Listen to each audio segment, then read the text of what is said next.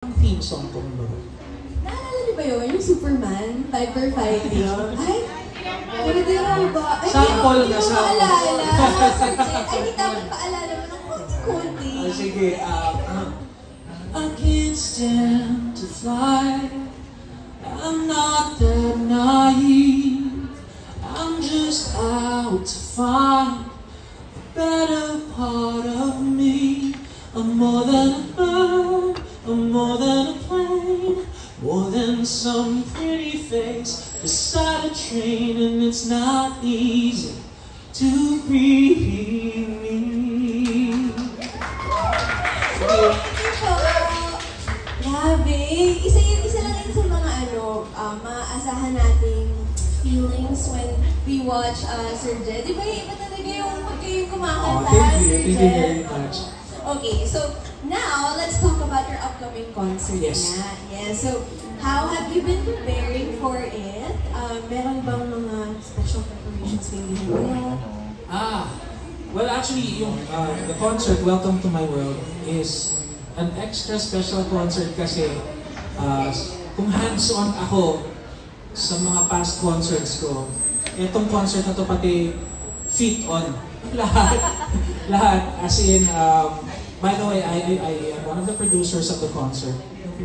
Oh, actually, magiging hands-on na rin ako dito. Teka lang, I think i-move natin pag ganun. Yes. Guys, help Ay, us over teka lang, here. baka mahulog. Baka mahulog. Baka mahulog. Kasi nga hands-on kami dito, guys. Diba? Ito magka-hands-on.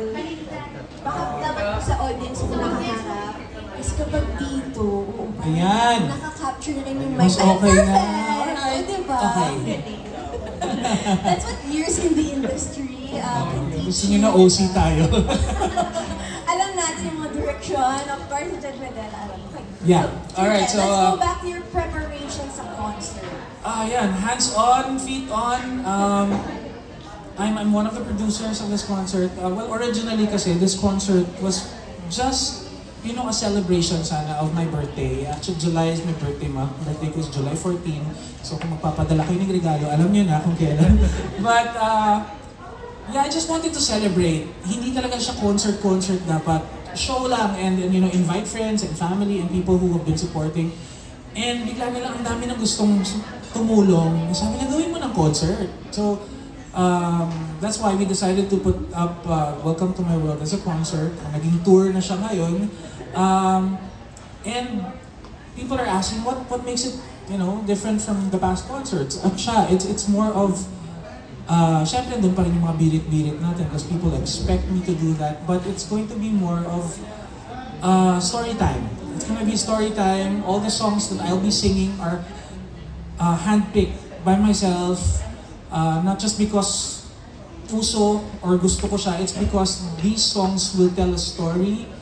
And if you listen closely, you will understand kung anong pinagdaanan ko, anong pinagdadaanan at pagdadaanan pa.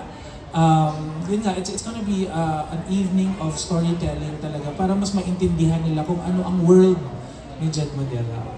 Ayun. Yes, yun nga eh. Let's talk about the title, Welcome to My World. Of course, we know it's one of your songs na sinulat. So, can you tell us also why you chose this to be the title of your concert?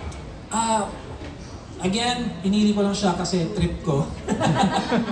And it's like an interlude to an album of mine, my iconic album, and the song kasi speaks of spending time with me even for just a little while because you will never know kung hanggang kailan. I mean, I won't stay long, we won't stay long, but then I'm just asking you for a little of your time to spend with me and listen to my voice.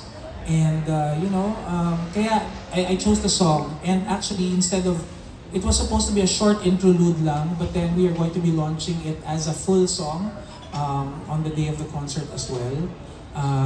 With that thought in mind, na parang with all the chaos and all the kaguluhan na nangyayari ngayon sa mundo, let me take you away for a while. And kakantahan ko lang kayo para medyo umukay naman yung mundo natin for a while. So that's why I called it Welcome to My World. Alright, so now I think ang dami na ng mga tanong. More about your concert and your career.